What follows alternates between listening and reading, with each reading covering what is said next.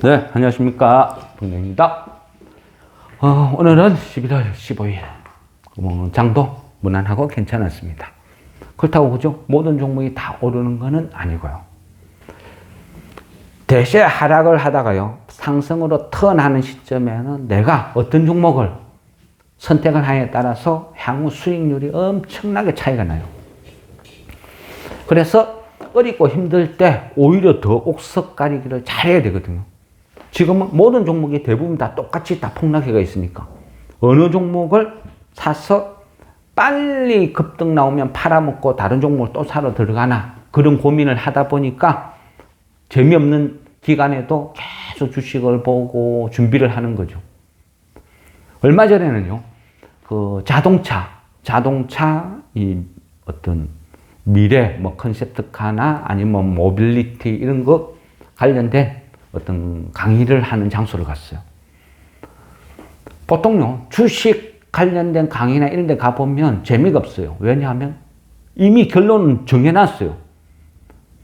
결론은 정해놨고 그 정해난 그 결론, 그 회사에 합리화시키는 질문만 계속 내용만 오간다는 거죠. 그래서 별로 재미가 없는데 일반적인 세미나를 가면 주식하고 전혀 무관하니까 의외로요, 굉장히 좋은 내용을 많이 들을 수 있어요. 하고 냉정하게 들어볼 수 있다는 거죠. 그래서 한번 그런 세미나를 갔는데 거기에서요, 나는 내년에는 자동차가 어렵고 힘들지 않을까 이런 생각을 했거든요. 근데 막상 해보니까 아니더라고요. 그 자동차 업계에서 전망하는 것은 내년에도 성장, 큰 폭의 성장은 아니지만 성장은 한다 이래 보더라고요. 거기에서 자동차라는 것은 성장을 한다. 근데 여기서 또 세분화시켜요. 기존의 내연기관, 하이브리드 이쪽은 더 양을 늘려두고 전기차는 좀 목표량을 되게 다운을 시켜놨다는 거죠. 그래서 전기차는 축소, 내연기관은 의외로 오히려 더 매출액이 기여가 더 크다. 이런 식으로 전망을 했더라고요. 그럼 거기에서 이제 딜레마가 생기는 거죠. 뭘 사야 되나? 어떻게 해야 되나? 안 볼 수도 없고. 그런데 의외로 또 질문을 했죠. 그러면 전기차 아니면 내연기관, 만약 주식을 산다면 뭐가 유망할까요? 하고 물어봤어요. 근데 그분은 뭐 주식을 안 한대요. 안 하니까 그런 답변을 했는지 모르겠어요. 깜짝 놀랄 만한 답변을 해줘요. 뭘까요?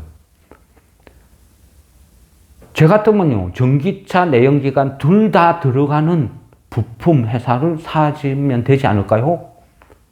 그런 답변을. 듣고 보니까 맞네요.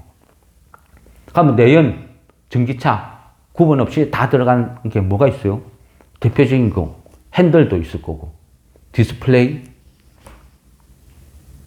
근데 저는 이것저것 찾아보다가 자동차 시트, 의자. 자동차 시트, 의자, 이 내부를 한번 뜯어본 사람이 있어요? 한번 뜯어보세요. 그 안에요, 로봇이 앉아있어요. 저는 그냥 가죽 덩어리인 줄 알았어요. 그냥 적당한 틀에 가죽 입혀놓은 그 정도가 전부 아닐까 하는데 그 안에는 로봇이 들어앉아있다. 로봇가 가죽을 덮어씌우고 있는 거예요. 미래 모빌리티, 미래 컨셉트카 여러 가지 설명하면서요. 미래에는 자율주행, 그죠? 자율주행, 수많은 디스플레이 기능, 이래서 운전자들이 그전 할 일이 없다. 그냥 아주 편하다. 그럼 의자에 앉아서 그냥 자느냐? 아니다. 업무의 공간이 되고, 대화의 공간이 되고, 여가 선용의 공간이 된다고 합니다. 그러면 그 차 안에서 업무 회의를 하든, 업무를 보든, 여가를 하든, 그죠? 그런 쾌적함의 뭔가가 조성이 돼야 되겠죠. 그 쾌적함이란 것은 어디서 나올까요? 어찌 보면 자동차 시트라 볼 수도 있거든요.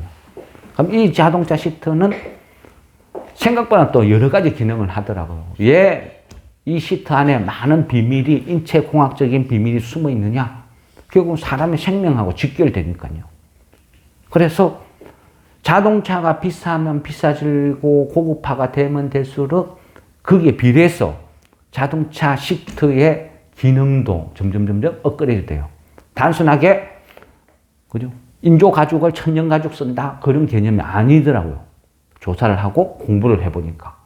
그래서 이 의자 시트, 이 부분은 어찌 보면 자율주행이라는 개념이 점점 레벨 1, 2, 3, 4로 확산되면 될수록 이 시트의 기능은 점점 업그레이드 된다. 이래 볼 수도 있다는 거죠.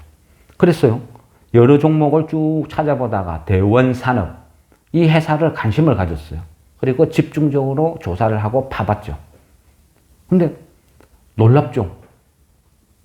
실적이요. 엄청나게 좋더라고요. 엄청나게 좋아서 계속 관심을 가졌어요.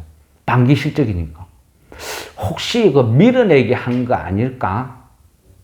그런 약간 의심도 해봤죠. 그런데 그런 것은 전혀 안 보였죠. 그리고 3분기 실적까지 한 번만 더 확인을 해보자 했는데 3분기 실적은 더 좋게 나왔어요. 영업이익이 3분기 영업이익이 125억 나왔거든요. 매출액은 한 16% 오히려 증가했어요. 전기차는 축소했댔죠. 근데 얘는 시트는 전기차든 내연기관차든 다 들어가는 거죠. 매출액 한 16% 증가. 순이익은 113억 나왔는데 이 수치가요. 전분기 대비 한 157% 증가한 거예요. 이거를 쭉 계산해 보면 3분기까지 벌어들인 그 이익이, 순이익이 한 267억. 그리고 영업이익이 356억. 엄청나죠? 근데 이만큼 벌어들이는데 지금 시총이 1000억대 초반. 1100억이에요. 1100억. 그러면 4분기까지 계산을 해봤을 때 4분기까지 계산을 해봤을 때 영업이익이 그전 한 500억도 나오겠더라고요. 영업이익이 무슨 지주사도 아니고 영업이익이 500억. 근데 시가총액이 1000억. 똑같은 차에 똑같이 차에 들어가는 부품인데 2차 전지였으면 이익 500억 냈으면 시가총액이 한 2조, 3조 가가 있을걸요. 지금 분위기요. 근데 500억. 그죠? 현재까지 눈으로 검증된 것만 해도 영업이익이 356억이고 올 한 해 500억 버는데 시가총액이 1000억. 이거 사기죠, 사기. 이런 말도 안 되는 일이 벌어져 있어요. 그래서 저는 땡큐 하고 매수 추천드리는 거예요. 이거 삽시다. 선택이 아니고 웬만하면 선택이라 하지 주식 갖고 장담하면 사기니까. 근데 얘는 너무 싸다는 거죠. 매력있다. 저는 그래 느껴요.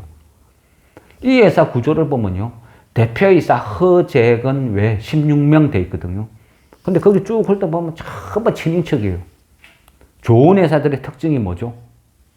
지분을 친인척들이, 자식들이 쭉 다 갈라있고 고배당을 한다. 그게 전형적인, 그죠? 가치주들의 특징이거든요.